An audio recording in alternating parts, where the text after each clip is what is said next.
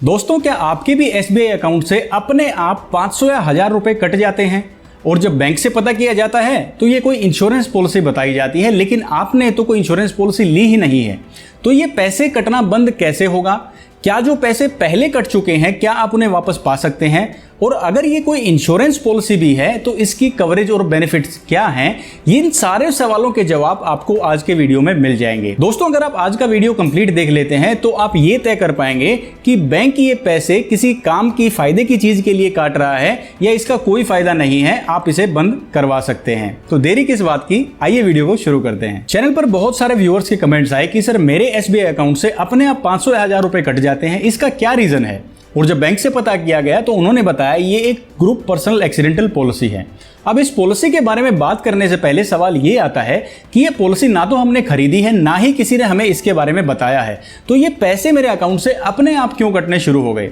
दोस्तों, जब आप अकाउंट ओपनिंग का फॉर्म साइन करते हैं उसके साथ ही इस पॉलिसी का प्रपोजल फॉर्म भी आपसे साइन करवा लिया जाता है, क्योंकि अगर बैंक एम्प्लॉई हर अकाउंट होल्डर को इसके फायदे बता भी देता है तो भी ज्यादातर लोग इसको नहीं लेंगे, क्योंकि भाई जब फायदा मिलेगा तब मिलेगा, लेकिन फिलहाल खर्चा किसी को पसंद नहीं है। तो भाई अगर आपके अकाउंट से पैसे कट गए हैं और आपको ये पॉलिसी नहीं चाहिए है तो टेंशन की बात नहीं है। मैं आपको ये बता दूंगा इस पॉलिसी को कैंसिल कैसे करवाना है, और अगर पैसे कट गए हैं तो उस पैसे को वापस कैसे पाना है ये भी मैं आपको बता दूंगा। लेकिन जिस पॉलिसी के लिए पैसे काटे गए हैं हो सकता है वो पॉलिसी आपके काम की हो, तो बिना उसके फायदों का जिक्र किए अगर आप उस पॉलिसी को कैंसिल करवा देते हैं तो ये भी सही नहीं होगा। तो आइए जानते हैं क्या फायदे हैं एसबीआई जनरल इंश्योरेंस की ग्रुप पर्सनल एक्सीडेंटल पॉलिसी के। अब दोस्तों, क्योंकि एक पर्सनल एक्सीडेंटल पॉलिसी है तो किसी भी पॉलिसी होल्डर की मृत्यु अगर किसी एक्सीडेंट के द्वारा हो जाती है तो फिर उनके परिवार या नॉमिनी को क्लेम दिया जाता है। इस पॉलिसी को लेने के लिए एलिजिबिलिटी क्या है? कोई भी जो एसबीआई बैंक का अकाउंट होल्डर है या एसबीआई के जुड़े हुए जो अदर बैंक्स हैं उनका अकाउंट होल्डर है वो ये पॉलिसी खरीद सकता है। अब जो क्लेम जो मिलता है वो कैसे तय किया जाता है? इसके देखिए 4 ऑप्शंस हैं। जो पैसा आपके अकाउंट से कटता है उसी अनुपात में ये क्लेम की राशि भी तय की जाती है। अगर आपके अकाउंट से 100 रुपए सालाना कटते हैं तो आपकी कवरेज 2 लाख रुपए की है। अगर 200 रुपए कटते हैं तो ये कवरेज 4 लाख रुपए की है। अगर 500 रुपए कट जाते हैं तो 10 लाख रुपए का एक्सीडेंटल बीमा, और अगर 1000 रुपए आपके अकाउंट से कटते हैं तो 20 लाख रुपए का एक्सीडेंटल बीमा आपका हो जाता है। ये सालाना प्रीमियम मैंने आपको बताया है 100, 200, 500 और 1000 रुपए, और कवरेज कितनी हुई? मिनिमम 2 लाख रुपए से लेकर मैक्सिमम 20 लाख रुपए की। ये क्लेम अमाउंट नॉमिनी को मिल जाएगा अगर पॉलिसी होल्डर की डेथ किसी भी एक्सीडेंट से हो जाती है तो। अब इसमें एज का क्राइटेरिया क्या है? कोई भी पॉलिसी होल्डर जो 18 से लेकर 65 साल के बीच में है वो ये पॉलिसी खरीद सकता है। अब पर्सनल एक्सीडेंटल पॉलिसी है तो एक्सीडेंट की परिभाषा भी जान लेते हैं कि एक्सीडेंट किसे माना जाएगा। कोई भी ऐसी दुर्घटना जो किसी बाहरी प्रभाव से होती है और जिसमें बीमित व्यक्ति की मृत्यु हो जाती है उसे एक एक्सीडेंट कहा जाता है, चाहे वो रोड एक्सीडेंट हो, रेलवे एक्सीडेंट हो या फिर हवाई यात्रा के दौरान एक्सीडेंट हो।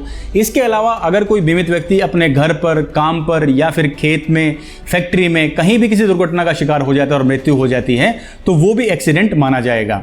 इसके अलावा किसी सांप का काटना, बिच्छू का काटना, करंट लग जाना, यानी अगर किसी भी बाहरी प्रभाव से बीमित व्यक्ति की मृत्यु हो जाती है तो उसे एक्सीडेंट माना जाएगा और उनका परिवार और नॉमिनी इस क्लेम के लिए एलिजिबल होगा। अब ये तो बात हो गई कि कौन कौन से एक्सीडेंट द्वारा मृत्यु कवर की जाएगी, लेकिन कुछ ऐसे भी इंसिडेंट्स हैं जिन्हें कवर नहीं किया जाएगा, जिन्हें एक्सक्लूजन्स कहा जाता है, जिनका क्लेम बीमा कंपनी नहीं देगी। वो कौन कौन से हैं? इनमें से कुछ मेजर हैं। सबसे पहला आता है सेल्फ इंजरी या सुसाइड का, यानी अगर कोई बीमित व्यक्ति खुदकुशी करता है या खुद को चोट पहुंचाने की कोशिश करता है तो वो इस पॉलिसी में कवरेज नहीं दी जाएगी। दूसरा आता है अगर बीमित व्यक्ति किसी आर्म्ड या मिलिट्री फोर्सेस में का मेंबर है और वहां पे कोई हादसा हो जाता है और मृत्यु हो जाती है तो वो भी कवरेज ये पॉलिसी नहीं देगी।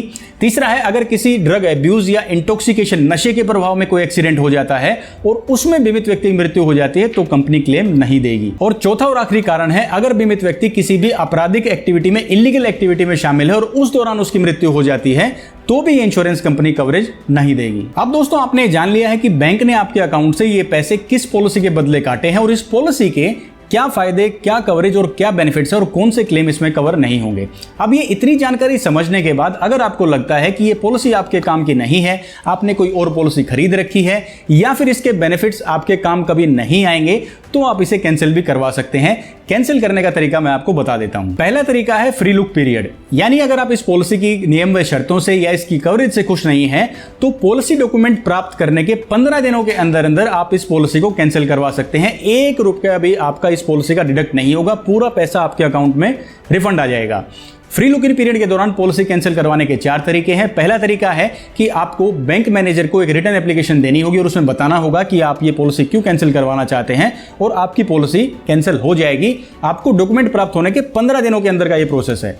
दूसरा तरीका है आप इंश्योरेंस कंपनी के टोल फ्री नंबर पर भी कॉल कर सकते हैं। एसबीआई जनरल का टोल फ्री नंबर है 1800-102-1111, जो आपको स्क्रीन पे भी दिखाई दे रहा है। इस नंबर पे आप कॉल करेंगे और उन्हें बताएंगे कि ये पॉलिसी आपको नहीं चाहिए, कृपया इसे कैंसिल करवा दिया जाए, तो आपकी रिक्वेस्ट वहां पे दर्ज हो जाएगी।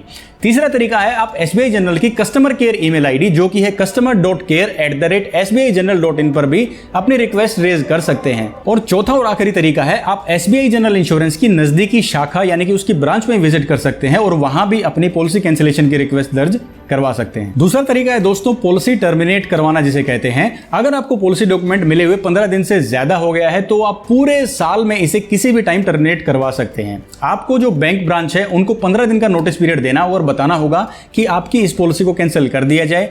जितना टाइम आपकी इस पॉलिसी का बचा हुआ है पूरे साल के अनुपात में, उसी अनुपात में आपका पैसा आपके अकाउंट में रिफंड आ जाएगा, बशर्ते इस पॉलिसी में कोई भी क्लेम आपने दर्ज ना किया हो। अगर दोस्तों आपको इस पॉलिसी की कवरेज थोड़ी सी कम लगती है तो आप एक इंडिविजुअल पर्सनल एक्सीडेंट पॉलिसी भी चूज कर सकते हैं। उसमें आपको ज्यादा बेनिफिट मिल पाएगा। डेथ के साथ साथ उसमें डिसेबिलिटी का बेनिफिट भी आप कवर कर सकते हैं। हालांकि उसके लिए थोड़े से एक्स्ट्रा पैसे आपको जरूर पे करने होंगे।